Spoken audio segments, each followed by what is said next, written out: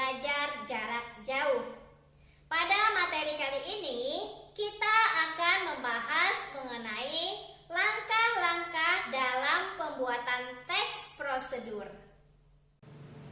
Langkah-langkah menyusun teks prosedur dimulai dari menentukan topik yang akan ditulis, kemudian mengumpulkan sumber informasi. Sumber informasi dapat berasal dari media cetak, elektronik, ataupun lisan. Setelah itu, sumber informasi yang telah kita kumpulkan lalu kita kembangkan dalam langkah-langkah teks prosedur. Ingat, langkah-langkah ini harus saling berkaitan satu dengan yang lain. Terakhir, baru langkah-langkah tersebut kita susun dalam sebuah teks prosedur. Mari kita menulis. Anggap saja kalian akan membuat teks prosedur cara menjernihkan air sehingga air yang semula keruh dapat berubah menjadi jernih. Langkah-langkahnya sebagai berikut. Yang pertama, menentukan topik. Topik yang akan dibahas pada teks prosedur ialah cara menjernihkan air. Topik didapat dari tujuan pembuatan teks prosedur, yaitu cara menjernihkan air sehingga air yang semula keruh dapat berubah menjadi jernih. Yang kedua, mengumpulkan sumber informasi. Sumber informasi bisa didapatkan dari wawancara dengan dinas perairan, melihat tutorial pembuatan alat untuk menjernihkan air yang ada di media elektronik seperti televisi, internet, dan sebagainya. Membaca buku atau majalah yang berkaitan dengan informasi cara menjernihkan air. Yang ketiga, mengembangkan informasi ke dalam langkah-langkah.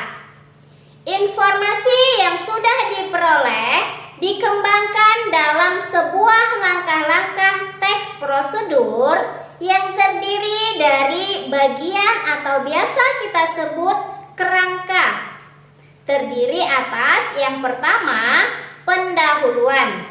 Pendahuluan ini berisi pernyataan mengapa tertarik menulis cara menjernihkan air.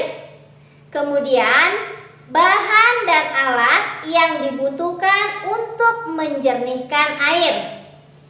Selanjutnya, prosedur kerja atau cara membuat alat untuk menjernihkan air. Pada tahap ini berisi tahapan membuat alat menjernihkan air. Yang keempat, menyusun teks prosedur. Pada bagian ini tuliskan teks dengan struktur yang runtut. Maka jadilah teks prosedur seperti ini. Bagian pendahuluannya, semakin banyaknya sumber air yang tercemar limbah baik di desa maupun di kota, memaksa kita harus memiliki ide kreatif mencari sumber air bersih yang lain. Salah satunya mengetahui cara menjernihkan air secara benar.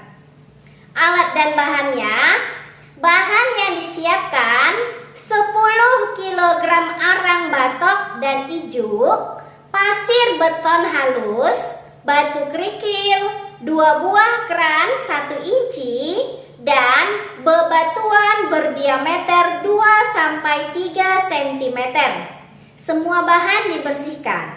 Kemudian alat yang dibutuhkan adalah 1 buah bak penampungan dan 1 buah drum bekas. Prosedur kerjanya, yang pertama, siapkan bak dari drum bekas dengan kedalaman 1 meter sebagai bak penampungan. Yang kedua, pasang keran setinggi 5 cm dan isi dengan ijuk, pasir, ijuk tebal, pasir halus, arang batok kelapa, kerikil, dan bebatuan. Yang ketiga, air yang akan kita jernihkan dialirkan ke dalam bak penampungan. Sebelumnya, pada pintu masuk diberi kawat kasa untuk menyaring kotoran. Tahap yang terakhir, setelah penuh, air dialirkan ke bak penyaringan air. Kemudian, keran yang terletak di bawah bak dibuka. Beberapa menit kemudian air akan keluar. Mula-mula air agak keruh. Setelah beberapa waktu akan jernih. Buka terus keran dengan aliran kecil agar air keluar jernih. Teks prosedur tersebut cocok dibuat, dibaca, dan dipakai oleh lembaga dinas kebersihan, lembaga swadaya masyarakat yang berkecimpung dalam aktivitas pecinta lingkungan atau siswa-siswi SMA seperti kalian yang sedang belajar bagaimana cara menjernihkan air. Namun, bila yang membaca seorang pedagang atau pegawai keuangan, jelas teks prosedur tersebut tidak menarik. Oleh karena itu, teks prosedur yang akan kita buat harus diketahui benar siapa yang akan membacanya.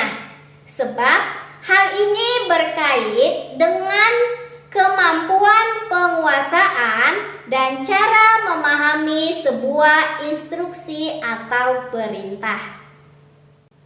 Dari pembahasan kita tadi terdapat poin penting yang perlu kalian ketahui.